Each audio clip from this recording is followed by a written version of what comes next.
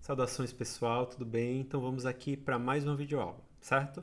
Nessa videoaula a gente vai discutir sobre as estruturas de repetição, certo?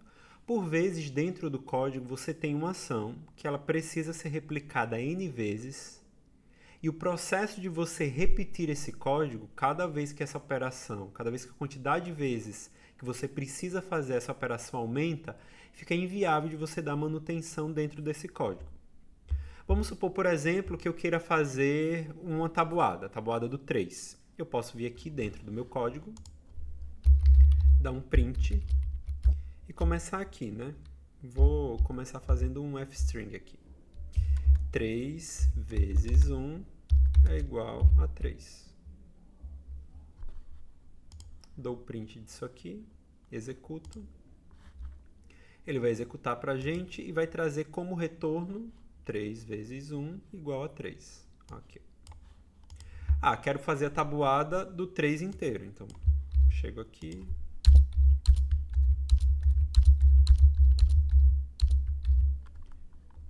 Copio aqui. 1, 2, 3, 4, 8, 9, 10. Aí vem alterando aqui, ó. Quando for 2, é 6. Quando for 3, é 9. Quando for 4, é 12. Quando for 5, é 15. E assim a gente vai. Observe que agora eu tenho que alterar em todos os itens para que eu possa ter o resultado desejado. Vou chegando aqui, 18. E o tempo que eu levo para fazer toda essa operação. E aí vamos supor que quando eu chegasse aqui, 3 vezes 9 é 27, 10 é 30. Vamos supor, quando eu chegasse no final da tabuada do 3, eu descobrisse que eu não devia fazer a tabuada do 3, devia ser a tabuada do 4. E aí eu vou ter que seguir alterando cada um desses itens, ou extrapolando isso, suponhamos que eu desejasse fazer então todas as tabuadas de 1 até o 10. Quantas vezes eu teria que repetir este código para que eu pudesse construir essa tabuada? Ou quando eu precisasse mudar um número de local, eu ia ter que fazer várias alterações para que eu pudesse chegar naquele resultado. Se vocês observarem aqui, basicamente essa lógica aqui ela se repete em um determinado padrão. Eu vou ter o 3 sendo um produto de um determinado número que cresce, faço esse produto e tenho esse resultado. Então isso aqui é algo padronizado. Então, para eu conseguir fazer a repetição dessa estrutura, eu poderia usar da própria linguagem o que nós chamamos de uma estrutura de repetição, que existem dois tipos. Nesse caso em específico, como eu sei quantas vezes especificamente eu vou precisar repetir esse código, a gente vai começar com a estrutura de repetição que é o for, certo? Então, ó, se eu olhar aqui, esse print repete.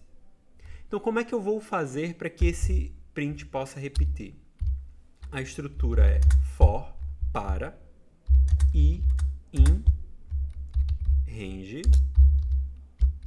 Eu vou colocar aqui dentro a quantidade de vezes que eu quero que esse código itere, a quantidade de vezes que eu quero que ele repita. Então, vou botar aqui 10, vou dar 2 pontos. Assim como a gente viu na aula do if, esse código aqui ó, precisa estar identado, para significar que esse print aqui estará dentro do nosso for.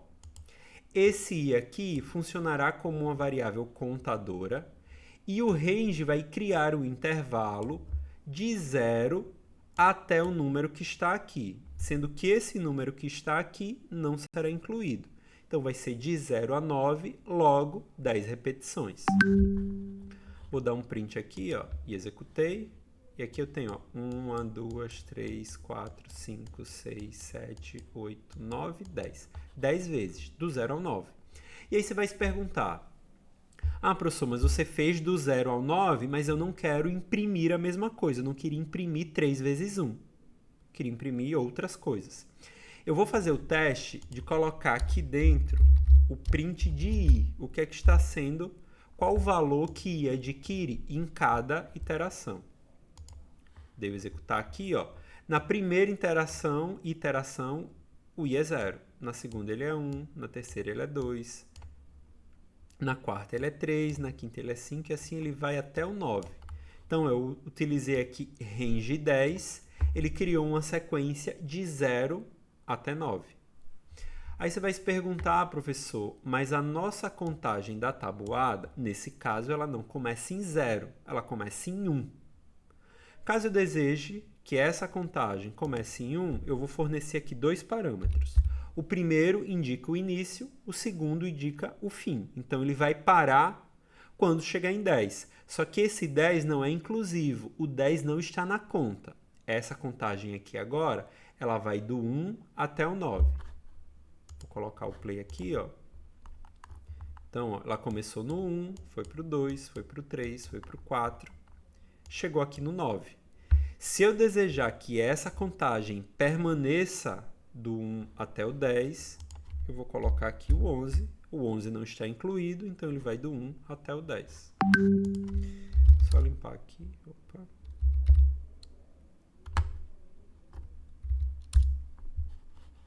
Vou dar o print para a gente. Ó. Ele agora vai 3 vezes 1, 3, 1.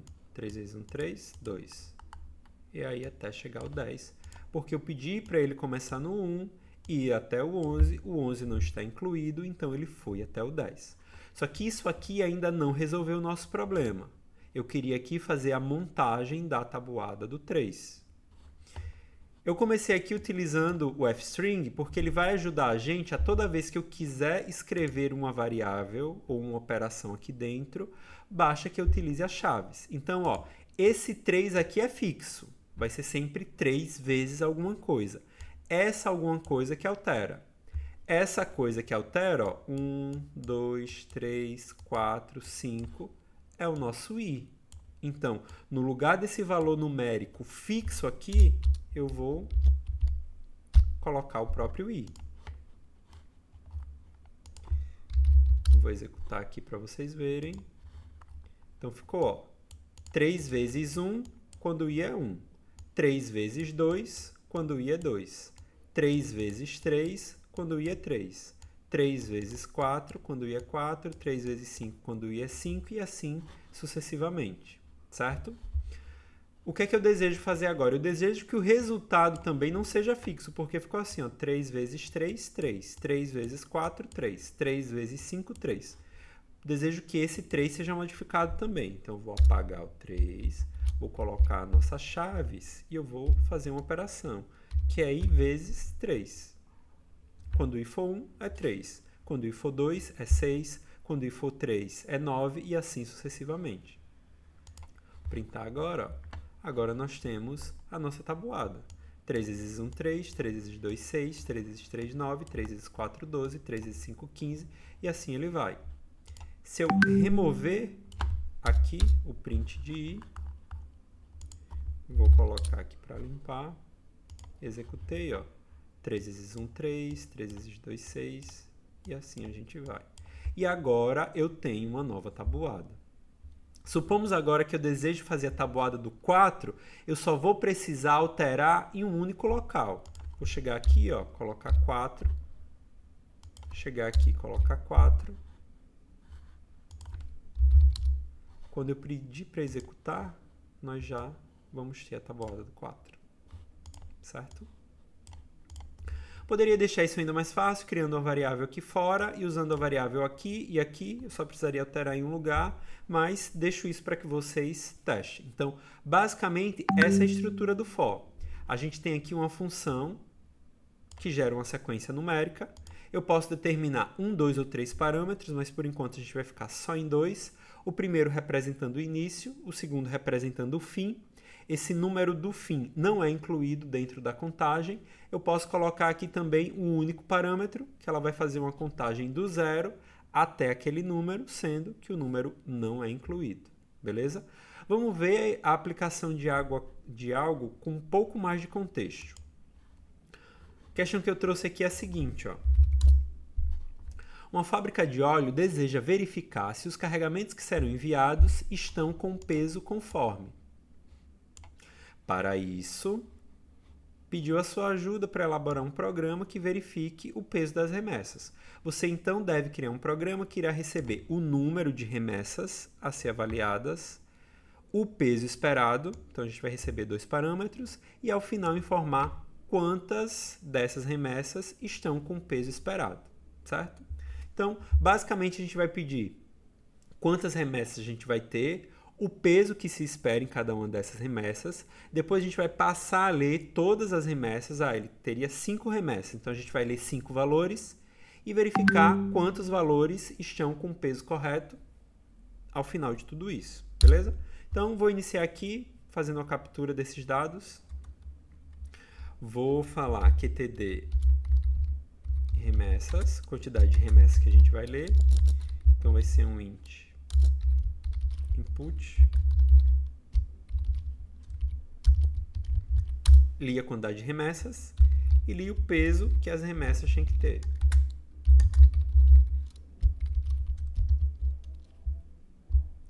Vou colocar o int aqui. Li os 2 números. E agora, o que é que eu vou fazer? Eu vou precisar ler todas essas remessas. Então, essa é uma atividade que vai variar de acordo com a quantidade de remessas que ele informar aqui. Eu não poderia, nesse caso, deixar uma quantidade de inputs fixos. Porque se eu chegar aqui, remessa 1 é igual a int input, remessa 2, quando o usuário colocasse 3 entradas, o meu código já não funcionaria. Então eu vou chegar aqui e vou botar remessa 1 é igual... Peguei a primeira remessa. E aí eu vou fazer aqui um código para 3 remessas. Remessa 2, remessa 3. Mas e se o meu usuário quiser informar 4 remessas? O meu código já não vai. E se ele quiser informar 5, 10, 8? Então, esse número de quantidade de vezes que eu vou ter que fazer esta leitura, ele é variável. Sem uma estrutura de repetição, eu não vou conseguir fazer essa quantidade de leituras de forma variável, certo? Então, o que é que eu vou fazer aqui? No lugar de printar ou de colocar vários inputs aqui, eu vou utilizar um for. Então, vou chegar aqui, for i in range. Quantidade de remessas vai ser QTD remessas. E eu vou passar a ler aqui a quantidade de remessas que ele pediu. Então, se ele me informar 3 remessas, isso aqui vai executar 3 vezes, 0, 1, 2, eu li as 3 remessas. Beleza? Vamos verificar se está funcionando só essa parte. Vou dar o print aqui, O primeiro valor vai ser 3 remessas com 50 quilos. Ele vai pedir a primeira remessa, vou botar 1, vai pedir a segunda remessa, vou botar 2, vai pedir a terceira remessa, coloquei 3, o programa encerrou. Então, ele pegou a quantidade de remessas aqui, e leu 3 vezes.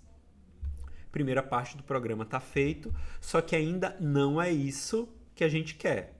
A gente quer verificar quantas remessas estavam conforme de acordo com o peso que foi informado.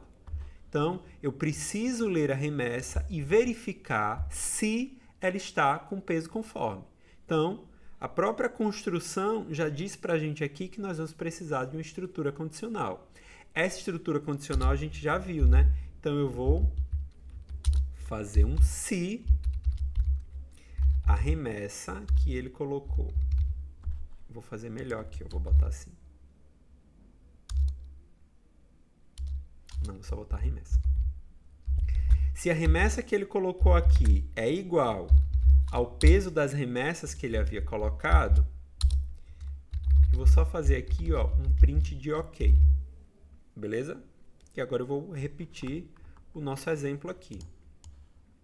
Se a remessa que me foi informada foi igual ao peso esperado, eu vou dar um print de OK.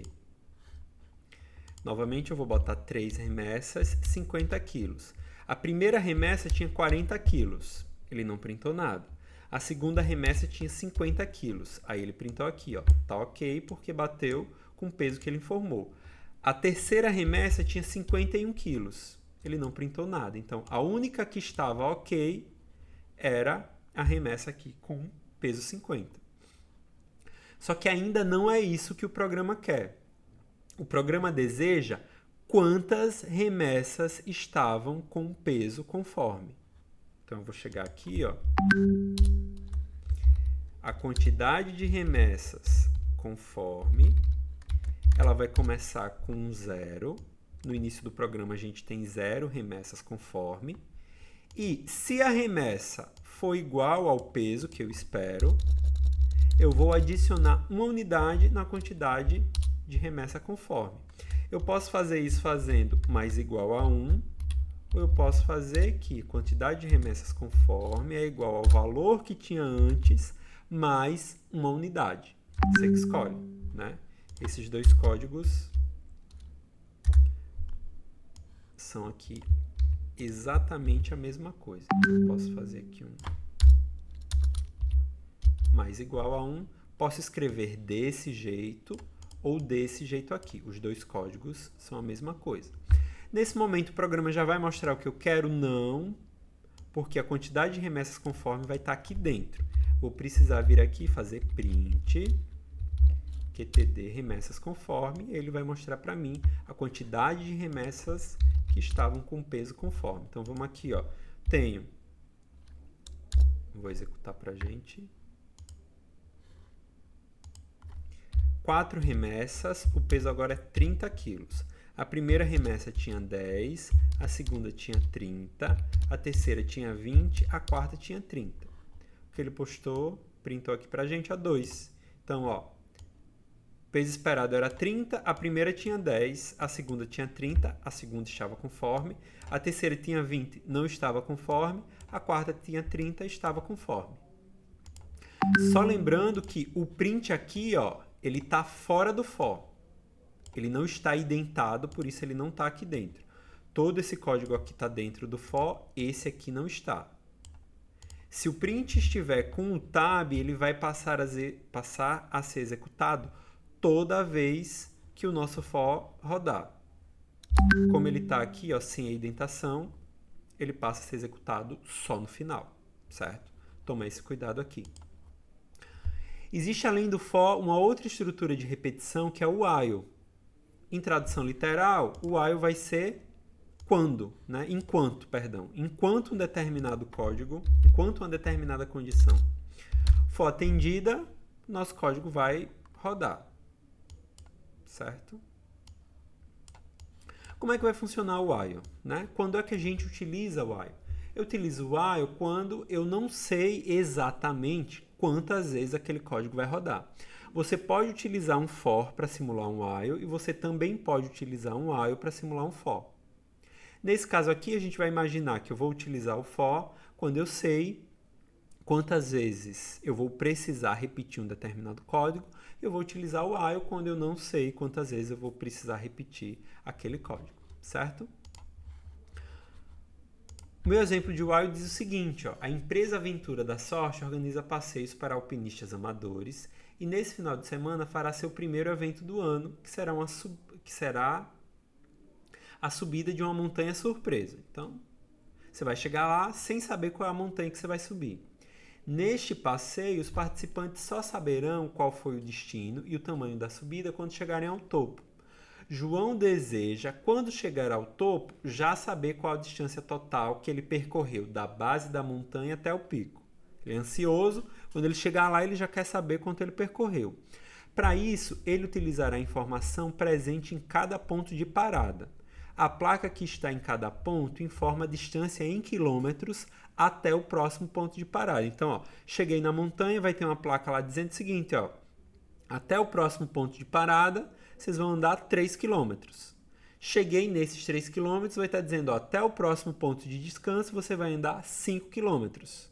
Cheguei nesse próximo ponto, ela vai dizer, ó, até o ponto seguinte é 5 km e assim vai, até que no topo da montanha, a distância até o próximo ponto é 0, porque chegando lá no topo não tem para onde subir.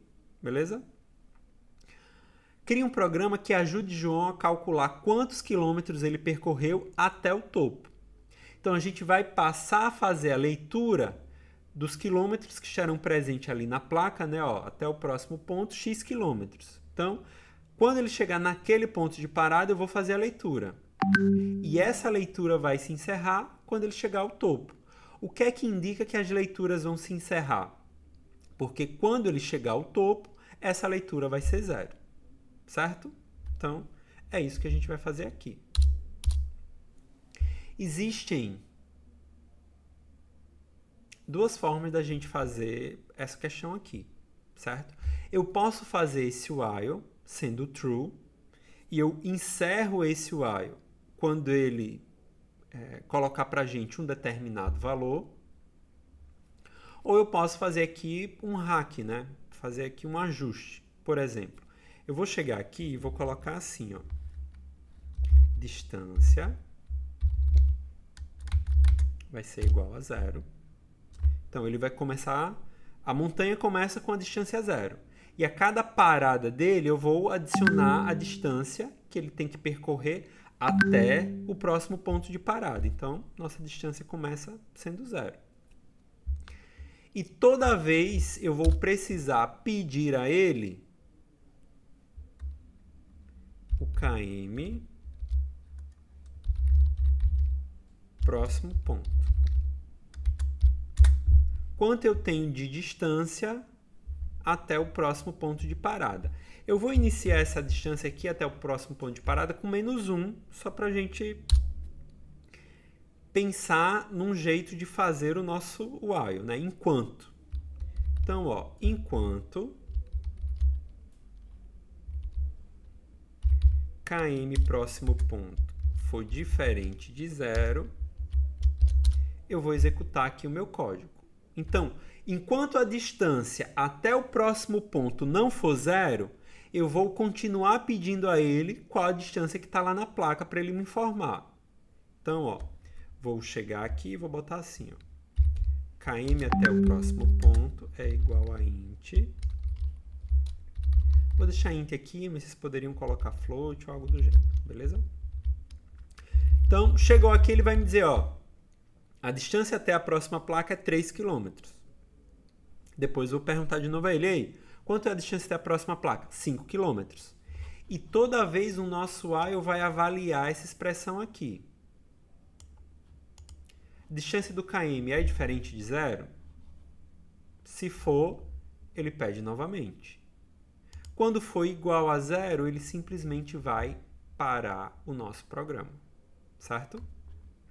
Então, ó, km até o próximo ponto, ele vai me informar, e aí eu preciso botar isso aqui na distância, certo? Vou só testar aqui o nosso código inicialmente. Eu vou executar.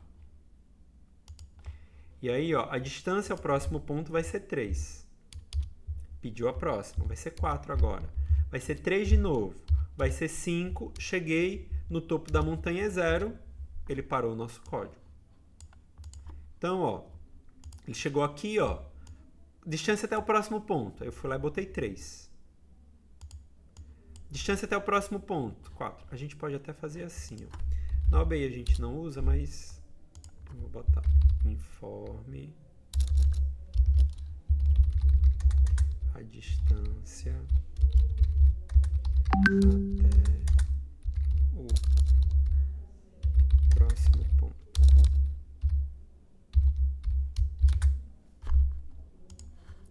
Então, ó, é 3. A distância até o próximo ponto é 4. É 5, é 2. Quando eu botar, ó, a distância até o próximo ponto é 0, cheguei no topo da montanha, ele encerrou aqui o código. Porque, ó, ele vai rodar enquanto km próximo ponto for diferente de 0. Quando eu informei que era 0, aqui, ó, ele parou meu código. Beleza? Só que não é isso que o meu programa quer. O meu programa quer, no final, quanto é que foi a distância da montanha? A distância percorrida, né? Nesse caso aqui, ó, foi 3 e 4, 7, 7, 5, 12, 12 e 2, 14. Então, no final aqui eu devia mostrar, ó, a distância da montanha é 14.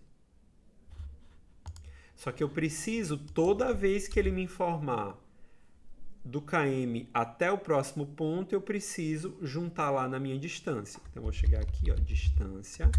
Eu posso colocar um mais igual, km até o próximo ponto.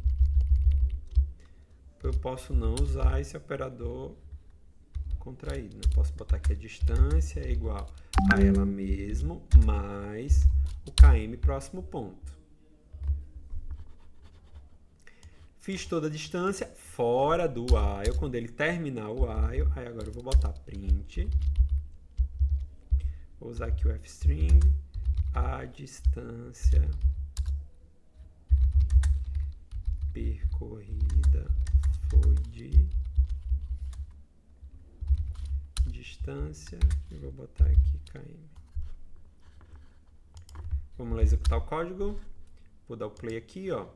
Informe a distância. A distância é 2. A distância é 4. Opa, 5, né? A distância é 4 e a distância é 2. Vou botar um 0 aqui, ó. Parei. Então, ele está dizendo aqui, ó. A distância percorrida foi 13 km. 2 com 5, 7. 7, 4, 11. 11, 2, 13. Então, ele vai rodar aqui até que isso seja diferente de 0. Ah, professor, por que você colocou aqui menos 1? Para que ele pudesse entrar aqui, ó, porque se eu iniciar com 0 aqui, ó, km até o próximo ponto é 0. Ele já chega aqui, ó, km até o próximo ponto é diferente de 0? Não, ele é 0. Então, ele nem entra no while. Ele já passa aqui para o print.